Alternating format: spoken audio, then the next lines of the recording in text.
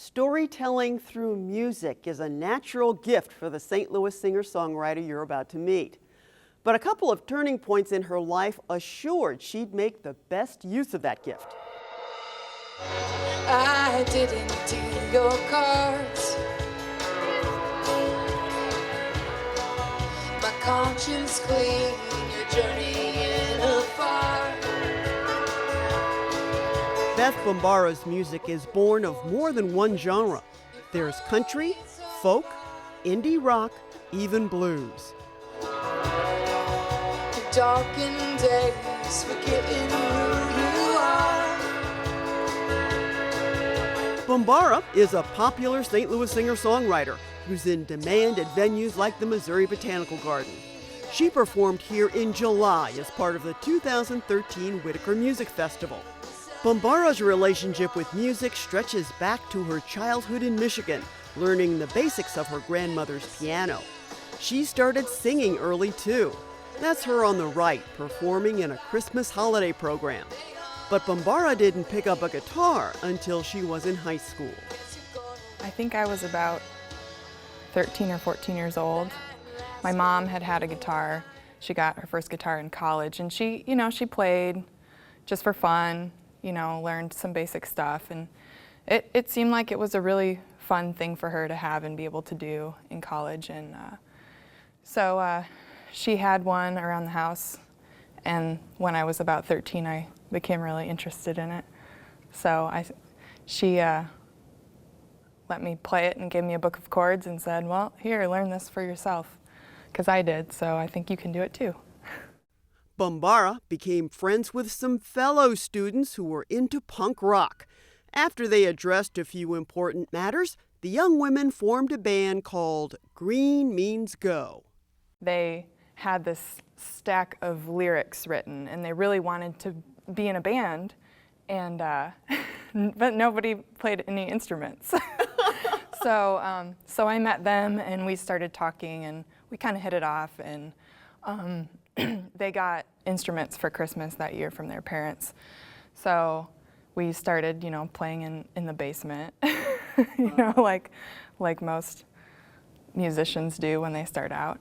And then we eventually started playing shows for other people and had a blast doing it. When Bombara went off to college, she formed another band.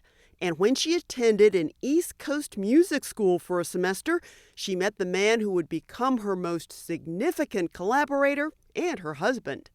It's one of those things where I feel like the cards are sort of stacked. Like there's no way, like if you can screw up meeting someone at a music school on Martha's Vineyard, where you're just playing music for 3 months, then you're doing something wrong, because it's just like you're on an island, it's beautiful, you're playing songs and writing songs together and recording.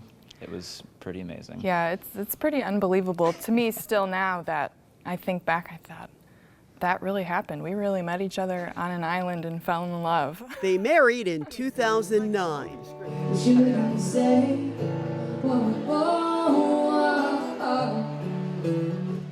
The thing that people always ask about when they learn that we were married and play music is like, what do you do if she writes a bad song? And the answer is, you be honest, like everywhere else in your relationship. If it's not a good song, you have to say, you know what, like there are these parts that are okay that I think are worth keeping, but there are parts that just should go away entirely. And I don't know, I think it's a pretty neat, to me at least, it's a pretty neat model for a relationship, because in most relationships, if you're not honest with each other, you're just not honest with each other. In this relationship, if you're not honest with each other, you get bad art as a result. That's true. Yeah. And I mean, the same thing happens, because I write songs too, and the same thing happens if I write something and Beth's just like, yeah, that wasn't that good.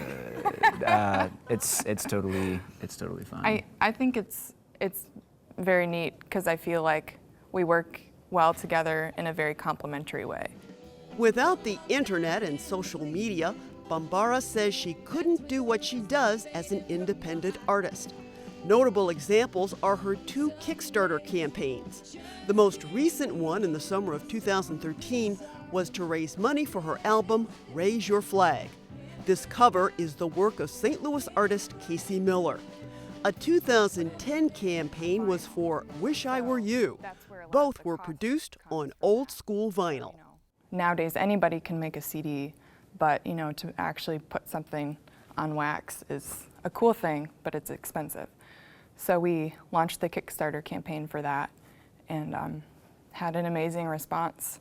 That's another cool thing, is you really realize who's paying attention and who wants to support you and who's really into the music. And it's a good way to gauge that and kind of connect and create a buzz about it.